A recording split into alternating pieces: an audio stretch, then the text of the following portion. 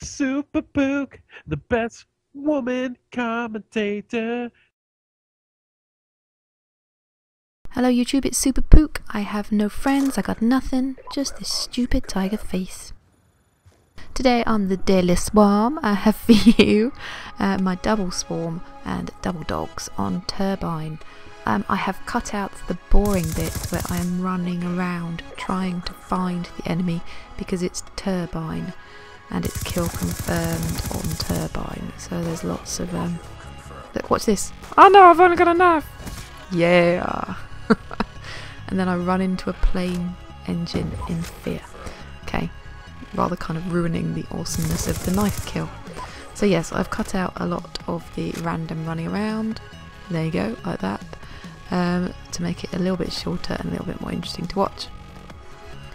I try when I'm going for a swarm, because a few of you have asked about going for swarms, because I'm not a huge awesomeness player.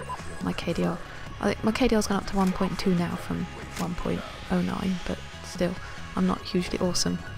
So the way I get swarms is to, hey Twitter, is to play for the Vsat. Obviously this is only in games like Kill Confirmed. In games like Domination, I will put lower kill streaks on if, because I'm going to go and try and win the game there, and if I'm concentrating too much on a score streak, I'm not likely to do that. I'm likely to stay away from flags and end up costing my team the game. So, because I'm not a beast player. So, when I'm playing this, I play for the Vsat. Once I have the Vsat, I can figure out where the best, easiest targets are to reach in order to get up to the dogs. I can also figure out if it's safe to do things like that, go back and get that for an extra 25 points. And I can pinpoint exactly who I want to go for and know where my team are and what's going on. And it gives me that kind of extra time to pick up a second gun, because I don't have a secondary weapon. I just pick up other people's guns and use them as a secondary. I don't know, he must have been the world's worst sniper, just lying at the back of the map, either that or he was AFK. So here I've picked up someone's AN94. Again there, sorry, I cut out a boring bit of running around where I was just trying to figure out exactly where to go.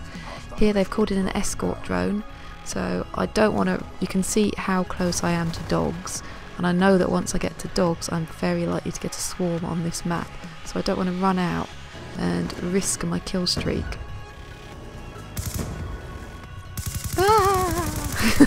Just for the sake of the risk. You do need to be a little bit sensible when they've got air support. Luckily one of my team does shoot it down eventually, so I can start cheesing it around again. And there you see I got the dogs, and almost straight away I got the swarm. It's nice. And at this point I was noticing I was getting a whole lot of swarm kills and a whole lot of canine kills, and that made me kind of hold back, try and slow down again, not rush out and get too distracted by picking up tags. Because when you're getting swarm and canine kills, you get tags all over the map, and what you can do is just focus on the tags and forget to think about the fact that the enemy are there as well, and so you can end up ruining your streak. So I started to slow down, think and play cautiously, and keep an eye out for the enemy all the time. Hello doggy! And so I managed to work myself back up through those kills and teammates confirming tags and me managing to pick up the odd one, back up to another Vsat. So then I can see where the enemy are, and I can start playing a little more aggressively again and hunt them down and go for those extra kills. Here a riot shielder comes around the corner, so I have to make sure I aim at him in the head. Luckily he wasn't equipped with C4 or anything useful for a riot shielder, he just kind of ran at me and then died, which was great. That's roughly how I am when I use a riot shield. So I was able to survive that one. There he is again. At this point I'm thinking, come on, I only need a few more. So I'm trying to pick and choose my fights.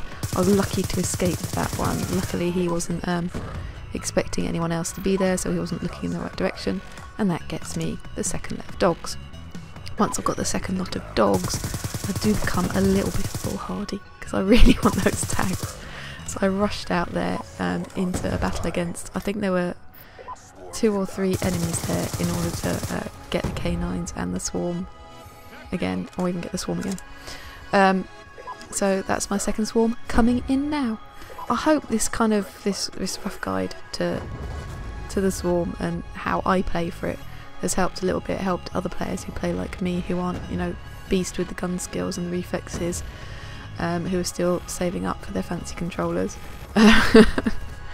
So you can kind of, it might give you a little bit of inspiration as to how to play for it.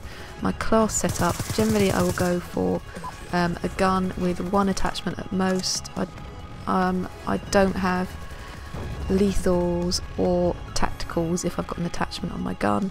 If I don't have an attachment on my gun, I will put some C4 or an EMP grenade on. As for the rest of the pick 10 is used up on perks.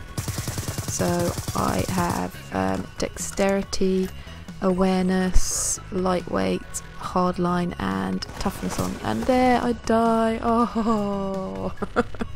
My first death of the game. That's quite sad. From this point on, now I've got off my kill streaks and I know I'm not going to get back up there again, I do start going a bit stupid and I'm sort of throwing myself into gunfights after this where I'm clearly aiming at rocks instead of at people, and it's all going a bit stupid and a bit wrong. Because mainly I'm thinking, I don't want to die too many times, but at the same time, I think I want to put this on YouTube so I don't look like an idiot who sits in a corner and waits out the rest of the game just so I can have like a 55 for 1 game. I can't believe I didn't see him. That was ridiculous. I was kind of... It's the world's worst fire shielder again. Oh, he's as bad as me with the right shielding. The enemy team in this one weren't great. I think if I come up against better enemies I wouldn't have managed to double swarm, they would have managed to cut me off. Luckily also my team sort of stayed away from me, which helped because the enemy were looking at the rest of my team to figure out where everyone was, and they ran again aiming at the rock, and they weren't kind of picking up on the fact that there might be other enemy players who are off and flanking them. So that was really useful.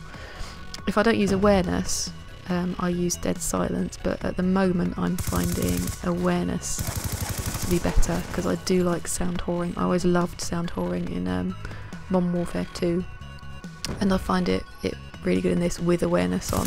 You can hear the enemy footsteps, and because the enemy footsteps are louder, you know instantly without looking at the minimap whether it's an enemy near you or a friend near you, so you can kind of figure out where they are. Like for instance, when I was in that little hut earlier, see there I know that there's the end of the game, there's no point going in there and getting shot by a camper, I'll just go for the other kill over there. So when I was in that little hut earlier, I could hear someone running on the path below because I had awareness, so I could leap out and go for them. So there you go, that's the end. I hope all that advice has been useful. Bye bye! Ah!